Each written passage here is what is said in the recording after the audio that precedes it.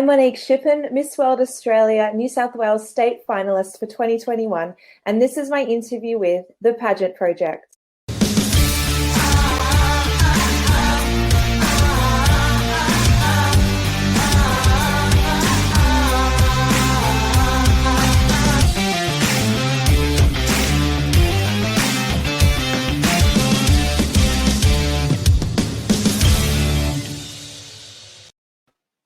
Good morning, everyone. Welcome to interview number, what interview number is this? Let me actually find out. 153. My special guest for today is a return customer, Monique Shippen. Monique, welcome back to the show. Hi, it's great to be back on the show. Thank you for having me. It's been a while. When was the last time? I mean, we had this joke when I interviewed Brittany Dixon and told you that it's the last time I interviewed someone in person was yourself. How long ago was that?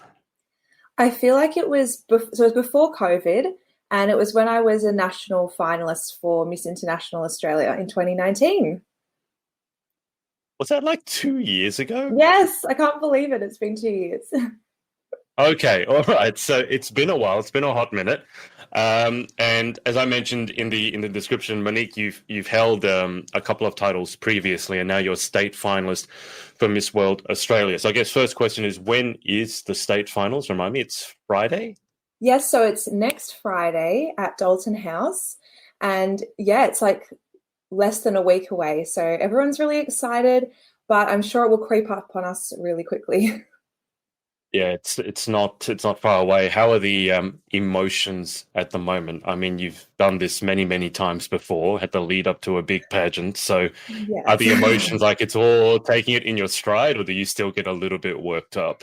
No, I feel like it's an emotional roller coaster. Like there are moments where I'm just super excited to meet all the girls, meet all the team, and just to get on stage again and to look really lovely and to spread our message. And that's really exciting. That's the part I'm really excited about. But then there are moments in the day where you're really nervous, just thinking, you just want to make sure that. Get nervous? No, well, I don't get too nervous. But it's just more say. that I think it's more that like when you prepare or you have a certain message you want to tell people, and you just want to make sure that you get that across and that you don't, slip up or forget to tell people what your message is. That's the only thing I get nervous about. Sure. Now, guys, I can see a bunch of you watching. So if you have any questions for Monique about anything to do with pageants or any messages of support or her music or her advocacy or her work, then whack them in the comments and I can pass them on to Monique. So Monique, it's on Friday. And if people, what time was it? Because it was in the middle of the day, which is a bit unfortunate because otherwise I'd be able to turn up. Was it at 1 p.m.? So 1:30 is arrival, and then 2 p.m. is when the show starts. And there's going to be a 2-course lunch, which is really lovely. Which you guys probably won't be partaking in as you'll be on stage. I believe the purchase link to buy tickets is in your bio. It is on Instagram. Okay, all right. So guys, if you want to purchase a ticket, I'm going to assume it's not too late. Are the tickets sold out or they're still available? I think there's still tickets available. Okay, guys. So if you are in New South Wales and you are available this Friday, around about lunchtime, I believe that's right in the middle of the city. So it's pretty convenient, easy to get to. You can have a nice 2-course lunch and watch the girls do their stuff. So Monique, do you want to give people who don't know a bit of your pageant history? I normally start with this, and it's pretty straightforward. For you, it might take about 2 hours to explain all your pageant history. But I'll try to keep it brief. Yeah, give us the condensed version, if you would. The 30-second timer. So just I don't think that's enough. Just really quickly, I started pageants when I was 18. So I never joined any teen pageants. I wasn't actually aware of those in Australia. And I did a pageant called Miss Wow when I was 18, and I won, which I was really surprised about because I still felt that I wasn't as confident as I am today. So that was a great Kickstarter into the pageant world. Then the following year, I did Miss Philippines Australia, which is like a multicultural festival, and then they have this pageant for people with Filipino heritage. So if you're half or if you're full Filipino, you can join. And I didn't place in that pageant, but I still felt like I made lots of friends. So that really was something I took away from that. And someone told me that I should join Miss Earth Australia the same year. And so I joined Miss Earth Australia. I didn't actually know much about the pageant back then. I was still only 19. And I finished in the top 10, which I was super proud about because I think there was about 30 girls or something. And for me, who was quite new to the pageant world, I felt that I did my best in that moment, and that's all I could ask for. And then I took a massive break, which, um, I took a break up until 2018 just to focus on my study and my music. And I did Miss Earth Australia 2018, which I won and got to represent Australia in the Philippines for the Miss Earth International competition. And the following year, I just felt such a rush from winning Miss Earth Australia, and I felt like I still had more work and like more passion that I wanted to spread on an international level. So I went for Miss International Australia 2019, and then I didn't think I'd win again, but I just really went in because I just really was passionate about ovarian cancer awareness, and I really wanted to continue my advocacy through another platform. And then when I won and represented Australia in Japan in 2019, just before COVID, which I was really lucky, I got to really embrace the motto of cheer all women, and I got to meet women from all over the world.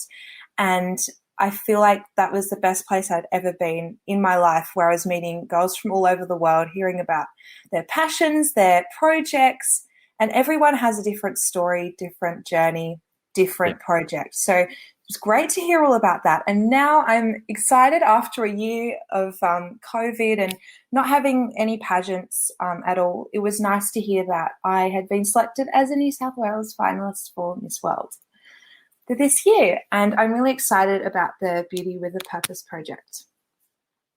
Okay, so let's dive into it. So just before we dive into the Beauty with a Purpose project, I mean, clearly you've been involved in pageants for a while. You certainly haven't done, let's say, as many as some of the other girls have done.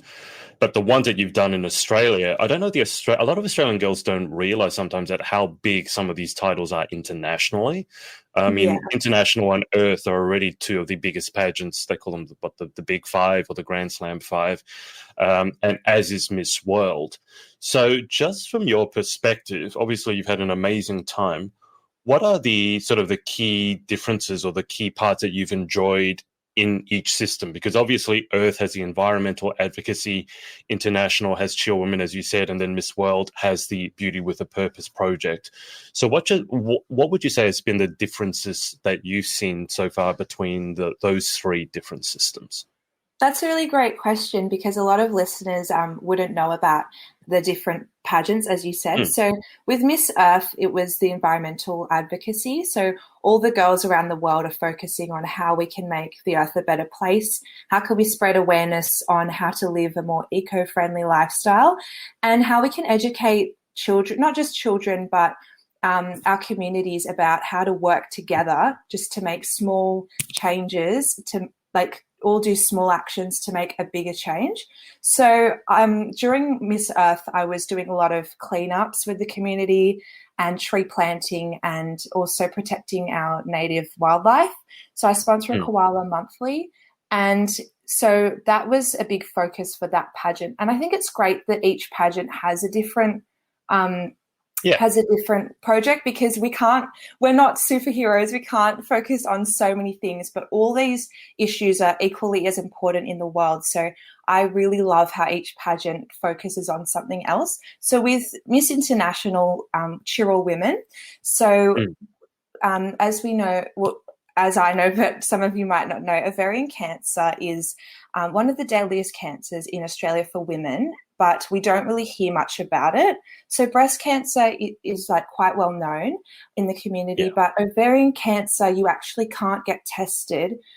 So a pap smear doesn't actually detect ovarian cancer. So it's really important that we spread this message to everybody to make sure that they monitor their symptoms and get checked if they think they have any of these symptoms. And it can really save a woman's life if we spread this message. Yeah. So, and another thing with Cheer Women is just supporting other women out there, especially with pageantry. When you meet girls, and the best thing is just to make friends with them and hear their voice and see how we can work together to make that change and really lift each other up and support each other. Because if we tear people down, we shouldn't really feel jealous for anybody, because that's just, it's spreading negativity. And another big thing for women is like domestic violence was another big campaign when we were in Japan. So the rates of domestic violence are really high, and we often see in the news that there are women who have lost their lives, unfortunately, due to domestic violence in the home. So just visiting women's shelters where they take in people who have suffered from domestic violence, and just talking to people who have suffered from this and letting them know it's okay to, tell someone that they need help. So that was really great during Miss International as well. And then moving on again to Miss World, Beauty with a Purpose. I've tried to just follow all the Miss World journeys, Beauty with a Purpose, but it's just, I haven't had time to follow all of them because it's a lot. There's so many amazing projects. I know. And there's just so many amazing projects. But what I noticed is that most of them have worked with UNICEF and UN and have gone overseas to refugee camps and to third world countries where education isn't, they don't really offer education there for children who are poor, and some are fleeing from war and violence. So some of those children don't have the opportunity to actually have a proper education. So I love seeing how these girls who are beautiful, but they're also using that platform and that voice to make a difference by visiting these refugee camps and visiting these kids and giving them hope that there are people out there who want to help you, and giving them giving them that equal opportunity. They can actually become like a doctor or a lawyer, whatever they want to be, basically. So I really love that. That was a long answer because you have such a long pageant history. I'm so sorry. No. It's not that. Reverse from when I was young. This is like why I was joking with you before about, well, not joking. I was like talking about pageant coaching because, I mean, there are girls who've done well in one system. You've entered Miss World Australia. That journey is not yet done, but you've entered 3 of the biggest systems. And I think just getting your perspective at the very least on the differences between the systems, because I often tell people it's not, and I don't know if you agree with this, Monique, but it's not a case of just pick whatever system is coming up next and go for it because they're all the same, because they are actually incredibly different. And different systems will tend to suit different people. And even I'm sure, such as yourself, when you've entered the different systems, yes, you've done well in all 3, but you have focused perhaps on a different advocacy or emphasized different parts of you. So is that fair to say? Like pageant selection is a very, very big deal. I definitely agree with that because as you were talking about Brittany Dixon, the Miss Earth Australia, she was saying how Miss Earth is the only pageant that she really went for it 3 times, I think, before winning, because she really aligned with the environment and her work is in the environment. So that's great to hear that you should really choose a pageant that lines up with what you're doing and what your passion is, and that way you can really get your message across and put all your love into that and care into that, and it comes across to everybody that you are genuinely interested and passionate about that. So that's why, as some of the viewers may know, I'm a teacher, so education has always been a big part of my advocacy, and that can come across. I also love the environment because I grew up near the beach, so putting environment and education together is how I've chosen my pageants. I've seen some of your Instagram photos, and I live in Sydney, for those of you who don't know, and I've seen some of Monique's photos near the beach, and even though it's only like 30, actually I was up in the northern beaches just yesterday at Harbour Diggers, having fish and chips. It was amazing. But if you guys don't know, let me actually see if I can find it. There's some photos of Monique, and you've got the northern. Do you want to tell the viewers a little bit about the northern beaches? I mean, I joked with about Home and Away and all that, but Oh yeah, that's where Home and Away is actually shot. anyway, But yeah. for those of you watching from overseas, or if you don't know, Monique, tell people a little bit about the northern beaches, and I'll see if I can bring up a photo. Sure. So as Adrian said, Home and Away, the TV show, is filmed in the northern beaches, in the north part, so Palm Beach, Avalon. And I'm actually from Manly, which is well known in the world. So if you're watching overseas, you probably have heard of Manly, and that is the south part of the northern beaches. This has actually taken this photo at the top of Palm Beach. So Home and Away is filmed just below on that beach there, and it is absolutely beautiful. I've grown up here all my life, and I think just with self-care, just going to the ocean, taking a walk, and being up on that rock where you can see everyone. I see a lot of pictures up here.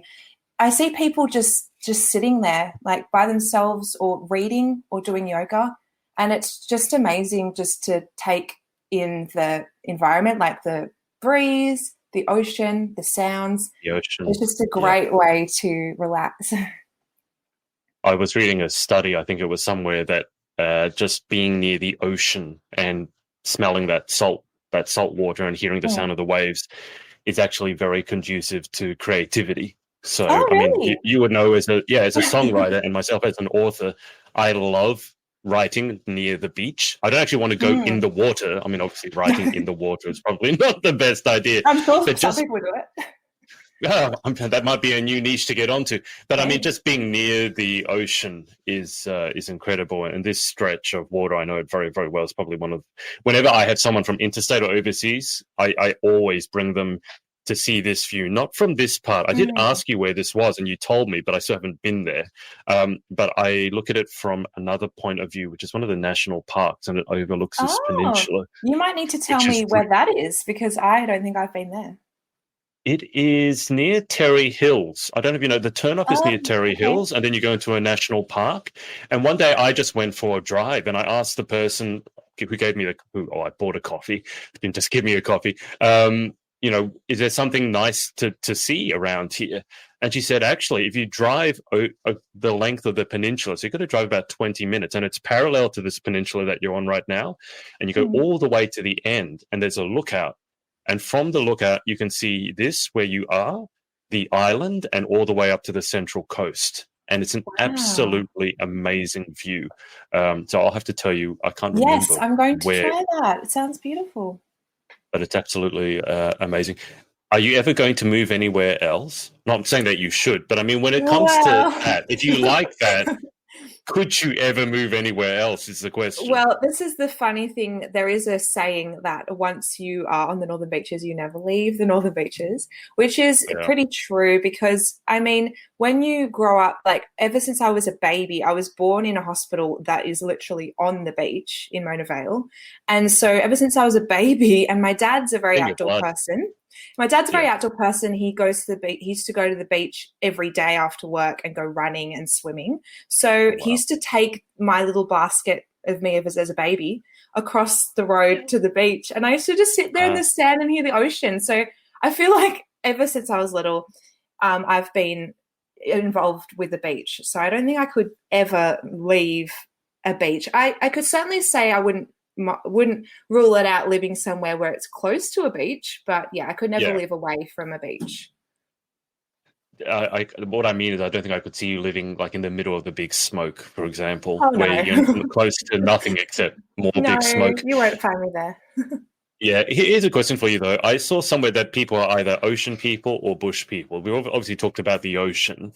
Palm Beach, behind you, there's a lot of bush there as well. So if you had to pick one, ocean or bush, which one would do it more for you? That's easy for me. So I'd say ocean, because of the sound of the ocean too. I don't necessarily love swimming. I love seeing the waves move and listening to the ocean. That's really, it helps me relax. Yeah, no, I feel exactly the same. I often go to the beach but don't go. I sit at a cafe next That's to what it I do. and then just like to people watch and wave watch, and it's just really soothing and relaxing. It's It like is. my form of meditation. Me Okay, too. well, we've done the advertisement for Northern Beaches, so Palm Beach, if you want to pay us for that, that would be very, very much of a Northern digital Beaches tourism Council, video. here we come. Yeah. Well, I mean, like honestly, that part where you're standing, can you imagine if we got a drone, and I'm sure people have done this, got a drone and just did like a 360 around there and just put that Mm. up, like that's an advertisement in itself. You don't need Yeah. to say anything about a view No, like you that. don't. No. It just sells itself. Have you ever visited the Home and Away set? You mean like the official? They have like an official bus Yeah, where they see the tour. No, I haven't. But yeah, I've been. No, I haven't been to the set. Like I've only been to the beach and the cafes and the surf club that they shoot from the show. I've been to that, but I haven't been to the set. right. Okay, Have you? because when yes, by accident. Oh. I had a I had a friend over here just before COVID. She was from the UK, and we went driving along the northern beaches because I wanted to show her Palm Beach, show her that view that you saw in the photo. And we were just driving, and I wasn't going anywhere in particular. And then we ended up at this smallish beach in a car park, and then you saw all this camera crew, and I was Oh like, wow. what? Why is there such a big camera crew? Then we drove towards there, and then we saw that bus, the Home and Away Yeah, bus. there's a bus. And then, Yeah. even though I haven't really ever watched Home and Away, I still recognize the surf club. And I had somehow accidentally found the Home and Away set. So yes, I have Wow. seen it, but I didn't mean to. And they were filming there. I had no idea who they were, but there was a bunch of tourists there with photos, with cameras and everything. So I have seen the set. But yeah, the beaches, that is something else. Monique, okay, we were going to talk about the Beauty with a Purpose project. So do you want to let the people listening or watching know what you've chosen as your Beauty with a Purpose project? Yes, so I'm a teacher, so I really believe that education is really important. And we're supporting Variety Australia as Miss World Australia candidates. And Variety Australia help children who are disadvantaged or have disabilities get equal opportunity in education.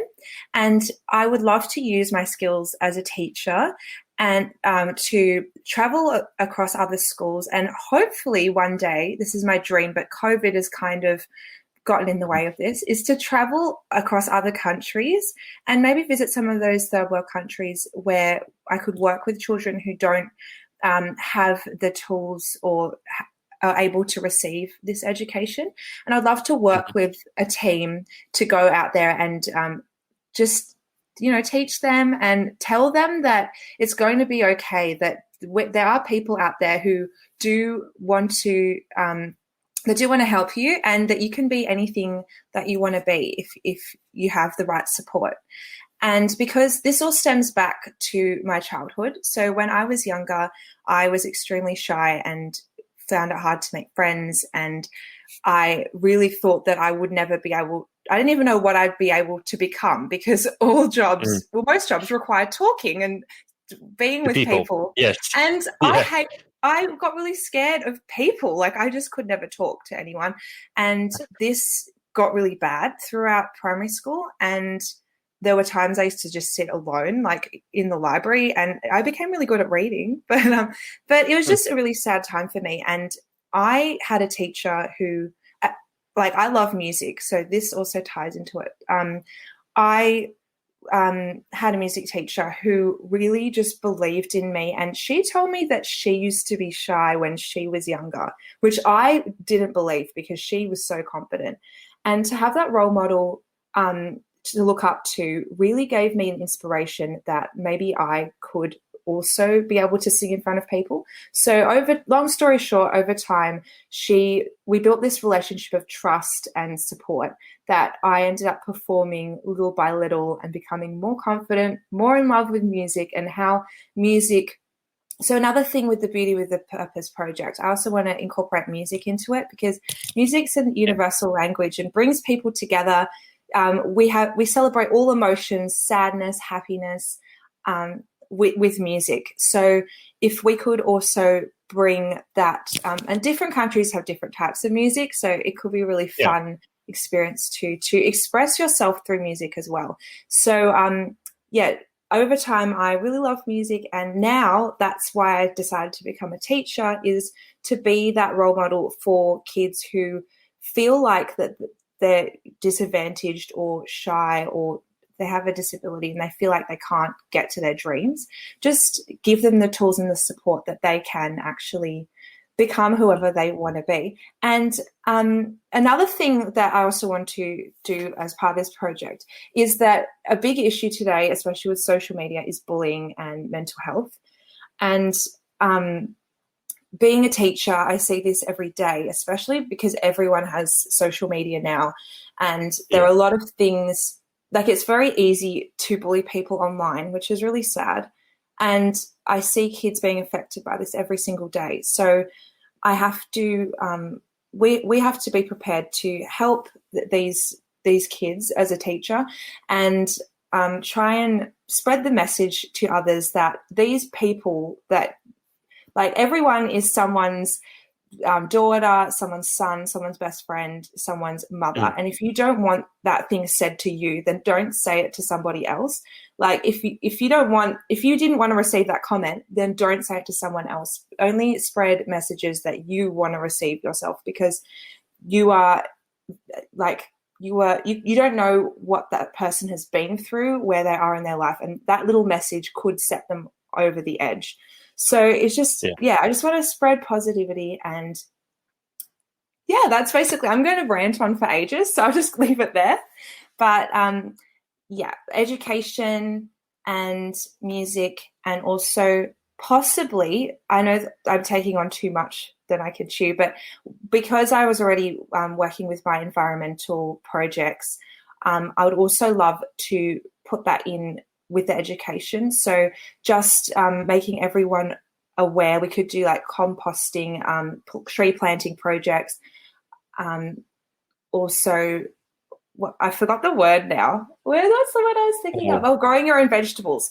Just like little projects like that with the community, to be aware about our about climate change, because that's a really big issue that we're all suffering. Without the world, we wouldn't have a home to live in. So if we could all work together to make more eco-friendly choices, and What remind me, Mon, what age kids do you work with? It's the younger ones, right? Primary school? No, this is actually, No? I have to explain this every time I go to a different school. So I teach preschool, so zero, like babies as well. I was doing babies too, but 0 to 5, like preschools. And also I'm a high school teacher, so from 12 to 18. What are you teaching the older ones music as well? Yes, so I'm a high school music teacher, so I'm trained in that. But at the moment I'm working casual, so I'm teaching pretty much all subjects at the moment for high school. Okay. But when I do get a full-time job, it will be in music teaching. And yeah, because I think music, that's that subject that kids feel like they can just express themselves and be themselves, because school's very, you got like so many subjects in the day, so much going on. But I always feel like when they come to music class, they feel like they can be a bit more relaxed and play an instrument and express themselves. And so I often get happy kids, which is good. But even the sad ones, we can cheer them up through music, like we can write a song about it. We can work together in groups to channel that energy, because that's how I used to get through my emotions. If I had a really down day or I felt really angry, I would just not consciously write a song about it, but just jam it out, like if you want to strum the guitar and get it out. Kids say it really helps them. So I think that's really great. And then for preschool, like I said, I used to work with babies, but I had to do that for my training. So we had to work with 0 to 2s as part of our training. But most of the time I'm casually teaching preschool, which is 4 years old and 5 years old. Right. it does, yeah. There's probably some of the greatest songs in the world have been written by people who weren't happy at the time. So it's interesting. I Yeah. mean, you don't want to be sad or depressed or dependent on any sort of drugs or alcohol or things like that. But some of the greatest songs of all time, the ones that will live forever in our heads, Hmm. and written by people who haven't been in the best place emotionally. So music definitely is an important part. I just wanted to ask you, because it seems to me, and I've worked with kids, so a lot of, if you don't know, to the people watching, I've worked as a tennis coach, and I've worked with kids not as young as 0 on a tennis court, but 5 all the way up to 18, obviously year 12 here in Australia. And it always seemed to me that, and it's probably changing, but they would enjoy school up until a certain age. And then at some point you would ask them, how was school? And it would go from they really enjoyed it to they didn't enjoy it. And it Mm. would normally start at around about 12, just before high school. And Yeah. then I think a lot of the frustration with bullying, as you mentioned, is a huge problem. But I think a lot of the frustration with the kids, and I share this frustration, they feel they're learning things that they're never going to use. That's true. Now, Yes. music is something you can always use. And I was really good at maths and science, really good. But I guess I never used it, except to get into university where you learn more stuff that you Yeah. never use. But what's your thinking and opinion on the kids being sort of bored at school or Hmm. disenfranchised because what they're being made to learn Yeah. is not useful? I mean, when I was in high school, we didn't have social media, so Same I with didn't really me. Yeah. know. Okay, so how much else was out there? But now you've got, like, you can look at what Elon Musk is doing, or Hmm. Bitcoin, or start an app. Yeah. So, what has been your experience with kids going, I don't want to learn this because I'm never going to use it? I think that's such a good point because especially when I went to school, there was no social media either. So there weren't Mm, those opportunities that they have now where you can really be creative and almost be your own business and yeah, have an idea and promote it online or set it up, from home, especially with exactly. COVID, and work Yeah, with teams. It doesn't necessarily mean you're just working by yourself. You might work with teams from all over the world, but online. exactly. And Mm, you can make a lot of money from that and also be happy because I believe that we should be working in something that we are passionate about or at least have an interest in. yeah, of Um, course. like hopefully, but and Yeah. so you're right about with school because I do when I do casual teaching, I do have to teach some of those subjects where even I feel like, well, I understand why these kids don't Yeah. want to learn it because when are we ever going to use some of these things? And I agree that, maybe some of this helps us have just general knowledge about certain Sure. things. But to be Yeah. honest, I don't remember anything from Well, from I mean, school. why would you? I So mean, it like, doesn't so really, you need basic writing and reading which and is maths. primary That's a school. given. Yeah.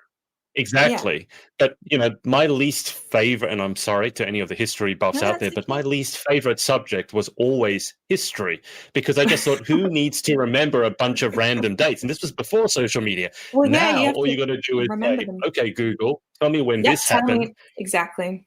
So why would I need to remember it? So, um, And you go, sorry, you go. just quickly, I feel like there are a lot of things we need to be adding to education that is compulsory that we do need. I was just actually watching another finalist for Miss World Australia this year, and she was that video I think that you shared about CPR and first aid training. And I think that Yeah, that is Kristen. something that we should be putting in schools as compulsory because we live we're a country with ocean all around us and Exactly. even Yeah. pools. People are drowning, and not just drowning. People fall on the street or could from could fall on the street for anything like a heart attack or anything, Yeah. or they might be involved in a car crash. And as she was saying, like it takes often 10 minutes for an ambulance to come. So if there are more people trained in CPR and first aid, we can get more bystanders able to help the lives of these people in need. So I think that's something Yeah. we should all learn, and also maybe just more social skills, and because people really like, for example, like cooking classes because they in Mm. schools because we cook when we grow up, we cook at home, and sometimes they've got like family education, things like that. But I think, yeah, we need more like life skills to be taught in schools. And that way the students can get engaged. But yeah, just in general about education. So being a new teacher who's just graduated a couple of years ago, they have been trying to change how to engage kids of today because they have been losing engagement. So just trying to make it more relevant to them. So the curriculum is actually, don't get me started, but the curriculum has only certain things, that skills that we need to learn, not exact things. So it's up to, in a way, it's up to the teacher to interpret it in a way that they think is going to get through to the kids. That's really difficult though, and I feel for the teachers because if the kids are bored, you guys are the ones that bear the brunt of it, and no one wants to deal with teenagers who are bored. No. I feel like, you know, given the topics we already discussed, like bullying, right, or social media things, or cyberbullying, those sorts of things, because the last time I worked in a school was probably about 10 years ago. And back then, phones were just becoming to be a big thing, well, social media on phones and lives and things like that.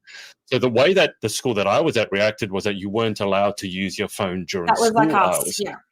Okay, but I think that's missing a trick, because it's not just don't use your phone. You need to be able to teach these young people growing up what the best way to use the phone is. So, you know, not just don't use it and then do it in your own time, but it's then just get it all out at home.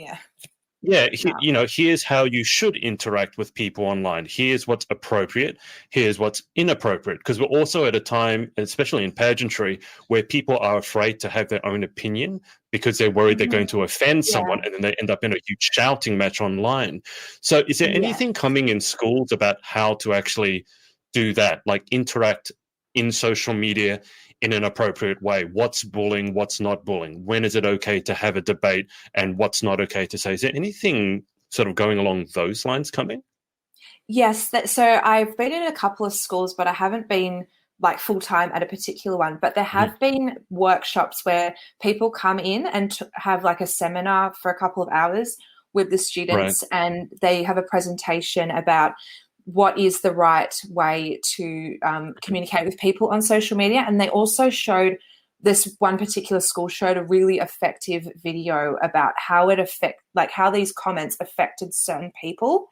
And I think it was very like emotional to watch. And it wouldn't have hit everybody, but I feel like the majority of people would have felt that awareness, seeing how that small comment affected these people and how it changed their lives, how downhill they got from that. Because it's easy just to send a mean message and then just close your screen, and you can't see how that person, like you said, sometimes there's jousting. Someone might say back, oh, I don't think that's very nice, but you don't actually see how physically how that or mentally that affects that person. So this video really opened up like a lot of it spread awareness about how it actually affect people. And then they also did like role playing is also a really good way.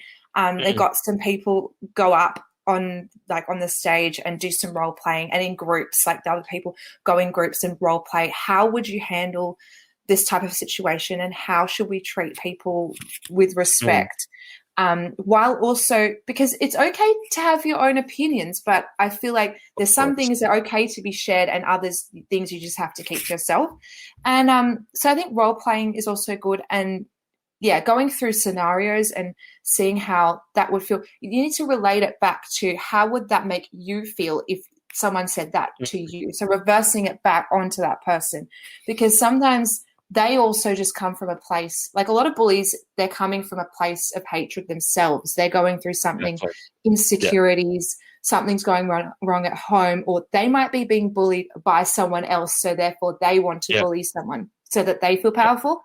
So even just like getting, there's a lot of counselling at schools now because of this growing issue. So a lot of these students or bullies have appointments with those counsellors, because it's all about like just talking about maybe why are they doing this, understanding why, and maybe how they can change that. Yeah. I think a lot of it, as you said, comes down to the person who bullies almost always has an issue themselves. Yeah. And I mean, look, I don't know anyone, at least in the pageant space, I don't know anyone who hasn't at some time received some sort of hurtful Mhm. message or comment, normally from someone who's completely anonymous, probably Yeah. doesn't even have, Usually. set up a fake account to just send them this message of hate. And it's really, really bad. I mean, to give you an example, a recent example, I don't know if you saw what happened with Miss Universe Canada, and she was actually having this huge, Yeah. her team was having a huge argument with actually a Filipino designer, Michael Cinco, Yes, I saw that. and Yeah. they were absolutely going at it online. I think they're taking steps to repair it now. There's been an apology. But Nova, the Miss Universe Canada, was actually stuck in the middle, and someone messaged her, just die, Nova, die, and just commit suicide. And, because I think teaching kids is one thing, but it's very difficult for us to teach them when we don't really know how to deal with social media That's sometimes true. ourselves, Yeah. because it's constantly evolving. So to bring a social media expert into schools sometimes is difficult, because very often the kids will know more about social media That's than true. the expert, Yeah. because they're on it all the time, They right? know. They're doing TikTok dances, and they got They 10,000, got heaps of 100,000 apps that followers. I don't even have never heard of. So Are you on there's so many TikTok? apps Just out of now. No, interest. I'm not actually. Okay, I'm not going to say why, but I'm not. that's fair enough. I'm too But I busy. think, well, yeah, you don't need another That's one of thing the to spend reasons. spend your time on. But I'm glad to hear that something's been done about it in school. But it's a It's difficult. still really hard though. Yeah, it's still not going to Yeah, completely solve the problem. Like as you said, it's something that everyone's still trying to, get their heads around, because it's such a big issue. Like it was on the news saying, should there be, laws about it, about cyberbullying? And I mean, it could be a great idea, but it's like, how do you stop, like you said, the fake accounts? How can you yeah, track some of these people? So yeah. it's hard. And also if you're dealing with minors, because very often it's people under Mm-hmm. the age of 18. There's so Yeah. much you can do. I mean, you don't want to throw someone in jail for that. You want to No. teach them actually the right way of going about it. But I mean, as I said, those people, it's always about them. It's not about you. So if you receive some sort of hateful message or comment, it's always from a person who's got some of their own issues going on. And I'm not saying that that's an excuse, but it's never No. about you, But about And also, them. it's another thing we need to also just, help people be more resilient to these comments as well, Mm, and realize that, like you said, it's not about you necessarily. Like I've had comments. I don't get many like hate comments, but I have had a few saying you can't sing and your voice is the worst thing I've ever heard. And I'm thinking, that's lovely. I know that I'm happy with how I'm singing, and I've Yeah. received a lot of comments of people saying they like my singing. So as long as I'm just, even though those comments did hurt me, I'm just thinking, you Mm. don't know what you're talking about. You would probably just wish that you could sing, maybe. I don't know. So I just, ignore that and just realize, no, that's okay. I'm happy with my level of singing. Yeah. And Yeah. yeah. I think the resilience, as you mentioned, the resilience issue, that's something that's not discussed enough. And that's what I often talk about is I don't think we can ever get to the point where there's zero bullying, because there's always No, going to be someone no, who's not so happy. So they're going to take it out or on they other don't people. care. Yeah. Exactly. So we need to preach resilience as much as we try and stop the bullying. People need to be resilient so that it doesn't. I mean, there are some certain comments that are going to hit home no matter how resilient you No, are. for But sure. it's just a question of, okay, that hurt me for like 5 minutes versus, okay, that's impacted me for 5 years sort of thing.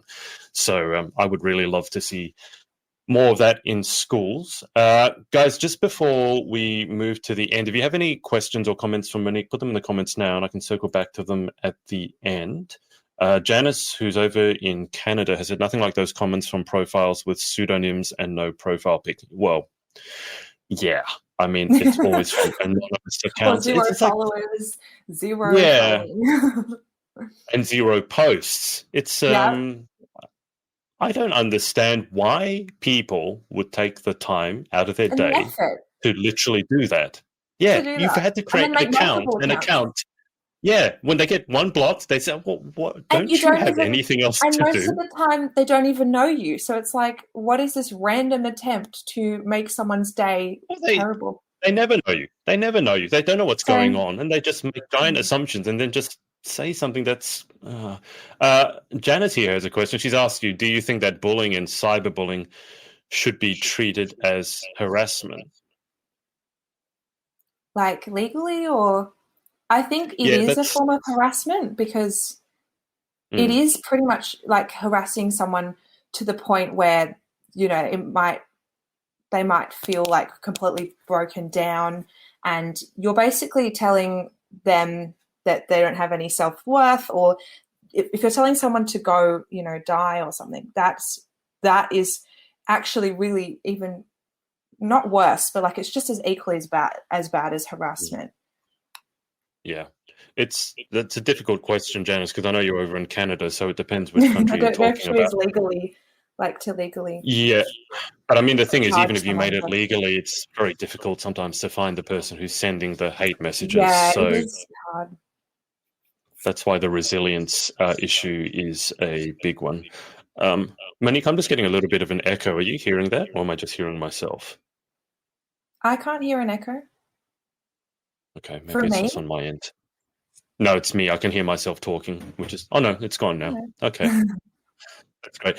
All right, Monique, just before we go to actually, it'd be the second time for you through the final 10 questions. I can't remember what you said about. Oh, I can't remember some of the red that might be changing. It was one, I think you mentioned the chalkboard thing. I Yeah. think that was you, Oh, and you got really yeah, worked it up about it. was. And the nails on the chalkboard, and you said that no one knows what chalkboards are anymore. And you just reminded That- me the other day I was teaching, and there was a kid throwing this like eraser for the board, and I said, "Don't throw that." I said like duster or something, and then he was like, "It's not a duster." What? And I was like, like chalkboards. And he's like, "What's a chalkboard?" And I was like, the eraser thing. Like, you know what I mean? Anyway, it Then reminded for me the of our rest of the day, conversation. I'm sure Monique felt really, really old going chalkboard. What's a Yeah. chalkboard, miss? Yeah, Oh like, dear. oh, Yeah, the things that teachers used to write on. What are they using these days? Is it whiteboards, smartboards? Is it smart something boards. else? Sometimes they don't even write because you can just project your laptop or computer to Word, and you've got it up already, Right. your PowerPoint, and then you only really write on the whiteboard like minimal things. So for music, you'd write up music notes sometimes Yeah. or chord names. Everything else has been Yeah. projected conveniently up on the board. So you've got it prepared in advance and you just put it up. So the days of copying, when I used to have teachers who would write out and you'd have to copy it, and it would Yeah. take the first like 20, 30 minutes of the lesson. None of that now. Everything's already up there. That's kind of a shame though, because I I like those parts because you know. never had Me to do too. anything. Me It was just like too. writing things We down. don't have to do And writing anything things each down. way. The Well, I mean, teacher writing things down too, also doesn't it? helps you remember it. So, I mean, I think Definitely. that's a bit of a Definitely. shame. Oh, I miss the chalkboard. And they'd go outside with the duster, as you said, and bang, and Yeah. you have And this bang them. cloud.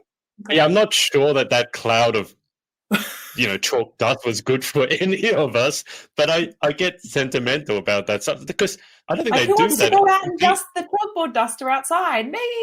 You know, well, have you? I mean, any used of to the be a schools you thing. work at, do they? Any of them still have chalkboards, or are they a thing No. like of the past No. now? All They gone. no, you can't find them. Dear me. Okay. Even Well, that just whiteboards you proves can't my find point. sometimes. It's all smart Well, boards mostly. that just proves my point that people under the age of, I don't know, 18 shouldn't be telling me about chalkboards because they've never seen them in their life, so they wouldn't know what it sounds like. All right. But before we go to the final 10, anyone, Monique, that you want to give a shout out to for supporting you along your journey? Yeah, so I'd just love to say a big shout out to my family, of course, for always being with me from day one of when I was shy up until now. You've always had, believed in me. And also shout outs to my friends and for all my fans out there who have stuck by with me throughout all my pageant journey. I really appreciate all the support and messages that you've been sending me on my way to Miss World Australia. Perfect. Okay. Well, Monique, let's go through the final 10, second time. If we ever have a third interview, I won't make you do it again. I've decided to draw the limit at 2. 3 times is Okay. just too many. I think I did interview one of my friends 4 times, and it's just like, no, I can't ask you these questions Well, anymore it because I depends. know If I what your become answers are going to be. super famous one day for my music, then you can ask me. Well, I'll interview you again, but I'm not going to ask you the same questions Yeah, again because I don't think okay. the answer to these really change. I'll have to come up with another Maybe not. final 10. Anyway, I'll have to actually do some work for a change. All right, question number 1. What is your favorite word? I struggled with this last time, and I don't even know what I said. I think you may not have given an answer. I think watching back, we said we'd circle back to it, but I don't think we ever did. I could be wrong. I'll have to check now. Favorite word? Honestly, don't know. I don't know. Maybe waves? I don't know. I We'll go don't with know. waves. Something We'll go wavy. with waves. We've got an answer. Okay, what about question 2? What is your least favorite word? I don't like the word moist. I don't think anyone likes that word. We're talking about it in the break room about cake, and we're like, please no one say moist. And I've just said it See, twice. that's the issue with moist, is that what else are you going to use to describe a cake that's It's moist? so, and then you say something else, and then it becomes more awkward, and it's just like, just say it. But how would you describe a cake that's moist if you can't say the word? Because You with a can't. cake, that means you can't. Yeah, exactly. You You can't. can't. You can't. That's why I hate it. You can't say it's wet. It's like, that's a lovely Exactly. wet That's what cake I'm or a saying. damp Because it's cake. not. Because it's also the texture of it. God. You know what I mean? Yeah. A damp Yeah. cake. That's very damp. You know that word I'm looking for starts with M? That, but damp.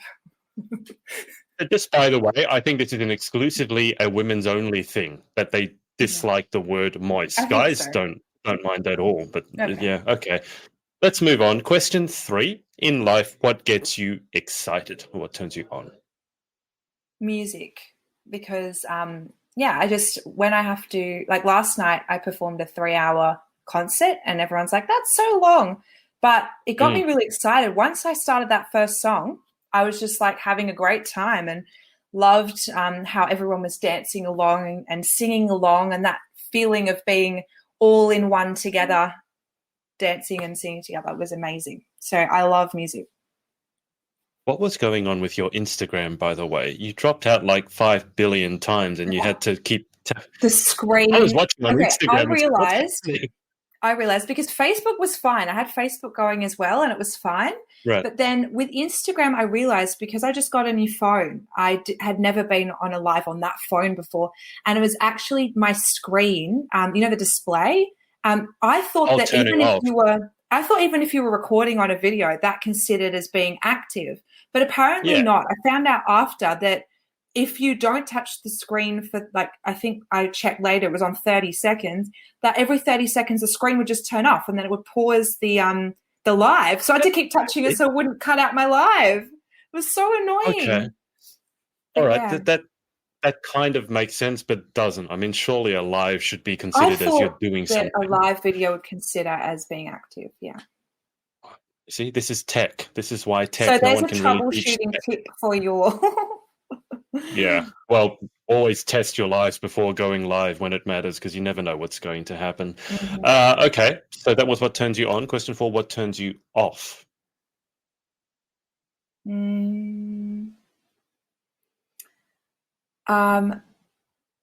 When you say turns off, makes me annoyed. Yeah. Just recently, peeve. Sorry? Like a pet peeve. What's your pet peeve? Oh, I hate people who just cut into line, they just cut in the line and it's like, okay, especially in the toilet, it's like, I've been waiting here for ages, I need to go, and you just cut in, or you've been waiting, or if I have somewhere to go, like I was ordering a coffee and I was going to be late for work, and I'm never late, I'm always early.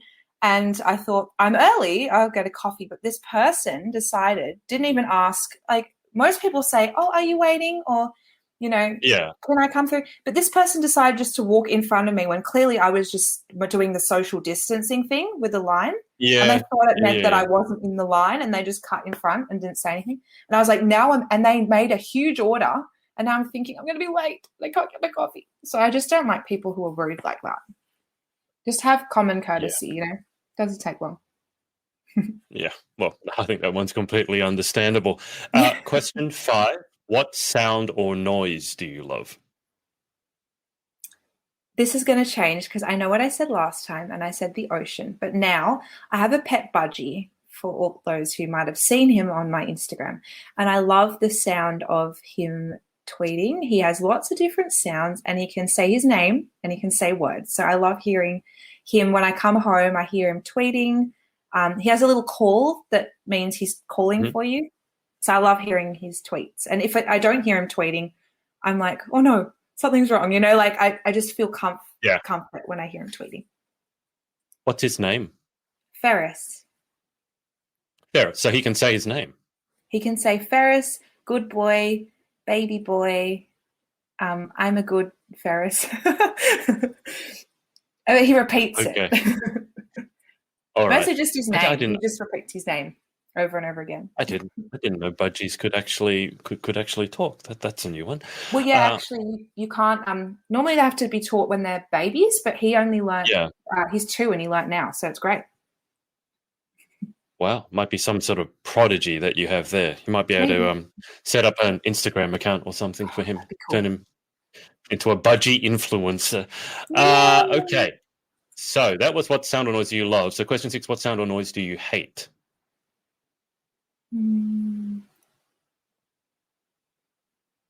Yeah, I'm going to say, I said last time the fork on the plate. I also, because of the chalkboard thing. Yeah. There's also another sound I hate. Oh, I hate that high-pitched, you know, it's like a white, what's that sound? It's really high-pitched and the frequency, and it gets in your ear. Because I noticed this recently at school when I was projecting stuff onto the board, and I had the speakers on, and if you have it like a little bit too high, or the feedback noise as well. There's 2 sounds. The feedback sound I hate, which I always get like at parties if someone holds a microphone too close to the speaker, and it's like, and then it's like, oh no. But there's also like that little high pitched sound that's like really high. I'm not going to imitate it. It's like really high and like thin, and it gets right in your ear. And we heard it at school a few times last week, and the kids were like, "Miss, turn it off." I'm like, I don't know where it's coming from, and I was just like panicking. Oh wow. And it was really high pitch. It gets into your ear. But yeah, those 2 sounds, I hate those sounds. Unfortunately, I hear them all the time. So I don't think I've heard the one you're talking about. I will say, I don't know if you know, but men lose their hearing earlier than women, and the first thing that goes is a high-pitched hearing. Okay. So I was literally in front of my computer, and I was editing a podcast, editing an audio for my friend, and he had a high-pitched sound in it, and I could hear it, and it was really annoying, but he literally couldn't hear it. He didn't know there was a sound there. I had to show him on my editing software there's a sound wave. Frequency, like, yeah. Yeah, to show him, look, there is something there, but he literally couldn't hear it. So sometimes that's something worth remembering. If it's a male teacher, like probably 40 or going past that, if it's a high-pitched hearing, they often can't hear it. So that's something interesting. Worth remembering. Thank you. Yeah, well, you learn something new every day. Question 7: if you could have any one superpower, what would you pick and why? Teleportation, so I could, because especially with COVID, I just would love to travel and just get places. Also because if you live a busy lifestyle like myself, I've always had multiple jobs since I was 18. It would be great to just save time and just get to different places. And yeah. Sounds good. Question 8: what job or occupation, on the subject of jobs other than your own, would you most like to attempt? I'd love to be a chef, actually. I said last time designer, but I would love to be a chef. Cooking during COVID, I love looking at new recipes and trying new things. And I'm not going to say I'm great at it, but Mhm. I'm good at following instructions, so I just like try and as long as I follow the instructions, I can't go terribly wrong, you know. So I've actually had some good, like decent feedback. Like it's not anything crazy good, but like it's been tasty, and I've liked, you know, working on those recipes. And so I think I watch MasterChef, so MasterChef pay me for advertising this jokes, but I love seeing how creative they are with just like how they plate the food and all those flavor combinations that I would never think of. Yeah. I think that would be a fun job, and you get to eat it. Like, you know, you get to, if you're good at cooking it, you could go home and cook it and eat it. It would be great. What sort of recipes have you been trying? Because during COVID, the one that all the pageant queens discovered was baking, which was dangerous because then No, they would I eat it actually can't and you just bake. eat cakes. You can't That's like you can't my bake? fear. No, my fear is actually doing like Ew. dessert and baking. Yeah, I just like with the oven, I'm like, no, I'm sorry, I'm out. Like so I've been cooking just like lunch, dinner, meals from different cuisines. So like Right. and trying some more vegetarian dishes because Hmm. I've tried to reduce my consumption of meat. So I don't eat a lot of meat Hmm. anymore. I can't completely cut it out, unfortunately, but I do enjoy a really nice, you know, like recipe with 5, 6 vegetables in it, but that's really Okay. tasty. So making vegetables Okay. tasty, I've loved trying those Okay. recipes. To just wind back for a sec, why can't you bake? Baking is about following instructions, so as long as you follow the Well, instructions, it's look, all the good. closest I've ever gotten is those, you know, those packets where the box where you just put them all in and then you put it in the oven. I've only done that for, you know, school bake sales and things like that. Yeah, But actual baking, like I don't know, yeah, you have to get the whisk thing out and you got to get the. I feel like you got to get the, what's it called, the mixing thing. You got to get the electric mixer yeah. out, and it's just so many things could go wrong. And the flour is super messy, and I'm not about getting flour on me. I can't. I feel like I'll just I, burn it in the oven. So that's why you sound like you've I'm had not a some sort baker. of past trauma with baking. I mean, it's not any No, more or less I just difficult feel like than, I don't burning know, is doing a. scary.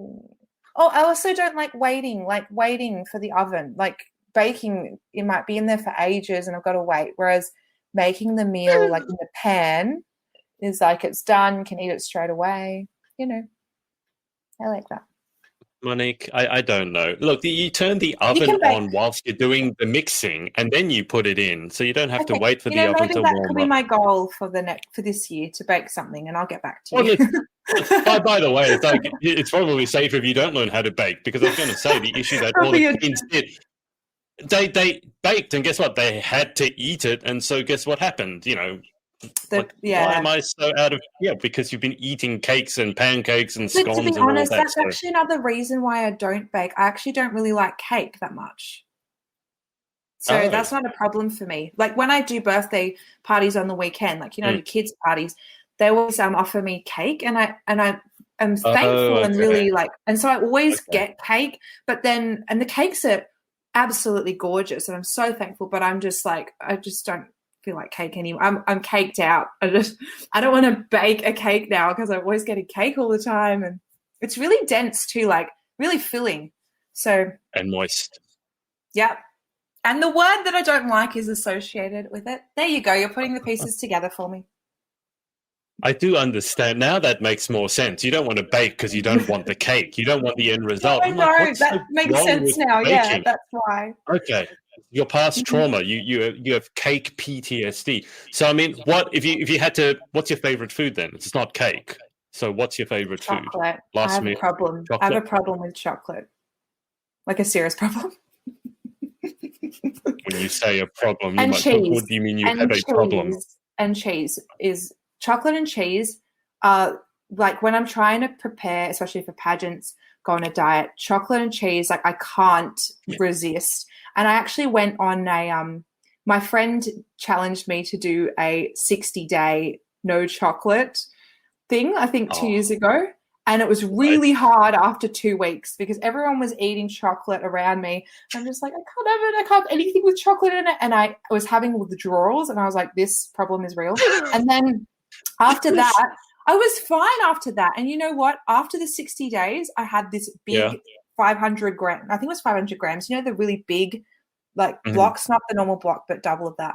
And I had it Yeah. there ready, and I was so excited. And when I ate it, I felt sick. Like just one little bite, I was like, nah. But now I'm back onto. I had to do that though because I was eating it every single day after school, like after preschool. It's a lot of energy working with kids. And so I felt like Yeah. I just needed, I kept making excuses like I need chocolate because I just had a hard day with kids. So every day I was eating it and I was feeling like my sugar intake is just so bad, like every day. And that's why I did that little cleanse thing. And now I try and eat it in moderation. But yeah, I can't give up chocolate or cheese. Okay. Favorite chocolate and favorite cheese. So my favorite chocolate in the blocks is Top Deck Dairy Milk. And then boxes, the Gillian shells. I love those shells. They're so good. And then for cheese, some people are going to be like, ew, this is gross, but I love blue cheese. I love all cheeses, but blue cheese is so nice. And I love doing a cheese board. And yeah. It's interesting. I think people, this has been my experience anyway, people have their favorite cheeses and generally they don't, like they have a favorite one, they don't really like the other type. So if you like a blue, then you might not like a cheddar, for example. I'm a brie person. I'm a brie and camembert. Too. No, I love brie. I love all cheeses. I do like blue, but when it's a bit too strong, it's a bit, it's a bit. Yeah, a bit too. I love brie as well. Yeah. Brie's good. It depends what mood I'm in. I love cheddar as well. I'm always in a brie mood. I'm always in a brie mood. That's good. There's never a bad time for brie. I can eat a whole wheel. It's actually pretty disgusting. Me too. I can too. And it's like, it's not good. Out the window. Goodbye. It's not good because it comes in a wheel and it comes in a little wheel and you eat half of it and then you're looking at it going, I've eaten half of it and you feel guilty. So you finish the rest of it. No one ever knows. Just get rid of it. And then you're like, if I do it today, then it won't be there tomorrow. It's going to be fine. But then you go out and buy another wheel. Exactly that one. Yeah. Yeah. The other one I deal with is like, okay, let's say you like chocolate and cheese. It's like, well, I'll just eat the cheese. So I won't eat the chocolate. Mm-hmm. So then you eat, because you're going to be healthy. So I'll just eat a little bit of the cheese and then you eat a little bit of the chocolate and then you end up eating both anyway. So it's just like, I give up. I'm glad you feel me. This is exactly the solution is just not to buy. Just don't buy it. This is what I keep saying. If you don't buy it, you can't eat it. That's how I think I was fine, like as a kid, because I couldn't actually go out and buy it myself. But like now being an adult, it's like, please ban me from the store and not buy this because I can just go out and buy it. No one's stopping me. It's such self. You'll have to give them a poster. You have to go to your local store and say, well, serve this one, but no chocolate, no cheese. And then you'll have to end up smuggling it underneath or something. I'm sure I'll find a way. Oh dear. Okay. Okay, so question 9. What job would you definitely not like to attempt?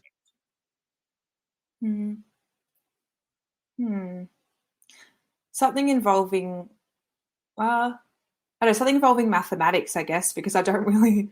You said you're really good at maths.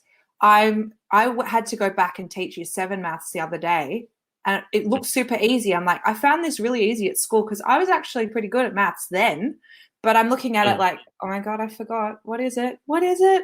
And I just don't think that I could ever. And then having the brain power to learn that all over again, no thank you. What was it? What topic were you teaching in maths? Was it calculus? Was it geometry? That one was what was it again? I don't even remember. Oh, you're traumatized. Yeah, I don't know. I can't remember. Oh, it's okay. Something really easy. Okay.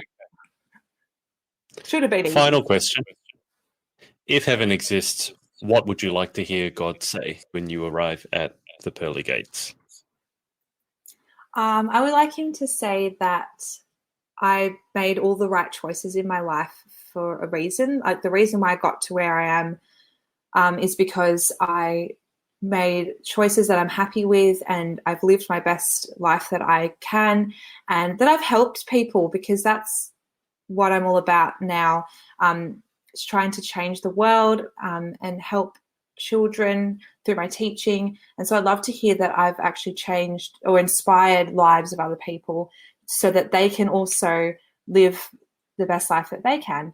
And yeah, so I'd just like to hear that I've, hadn't missed any opportunities and that I've been, had no regrets, basically. That sounds good to me. Just before we wrap up, Janice here has complimented your smile. She said, completely off topic, but I got to say, Monique, your smile is absolutely gorgeous. Thank you, Janice. That means so much to me because I never used to smile as a kid. So now I smile too much. It's a reverse. And I also have dimples. So I hate my dimples, but yeah, that's part of the reason why I didn't smile as a kid. But I've learned to love them now. Good. Very good. Okay, well, Monique, that's about it. Best of luck for Miss World coming up in less than a week. Yeah, on Friday. Don't forget good to luck. Not that you need it. Yeah. So the purchase link for tickets, if you are in Sydney, will be in Monique's bio on Instagram. So click on through there. You can see Monique's Instagram handle right there. It's at Monique Shippen. Every time I look at your name, I just remember that I told you this, that I know another Monique who's also in pageants, who's Monique Ship, spelled double P. It's I always thought you two were the same person. It's like, why do you have two accounts and one has an extra E in it? Isn't she from Northern Beaches too? So I was like, freaky. Yeah, I know. I haven't seen her in ages, actually. I wonder what she's up to. Anyway, Monique, thank you so much for your time. No, thank you so much for interviewing me. It's a pleasure, as usual, to speak to you. And thank you to all our viewers who have tuned in. Yeah. So, Monique, I'll keep you on the line for just a second whilst I hang up with the audience, so don't go anywhere. But thanks to everyone for watching live on the replay, and we will speak to you next time. Bye for now. Bye. Thanks for watching. Just a reminder to you entrepreneurial types to come and join us at our Facebook group, facebook.com/groups/The Pageant Boss. I'll see you inside and see you in the next episode.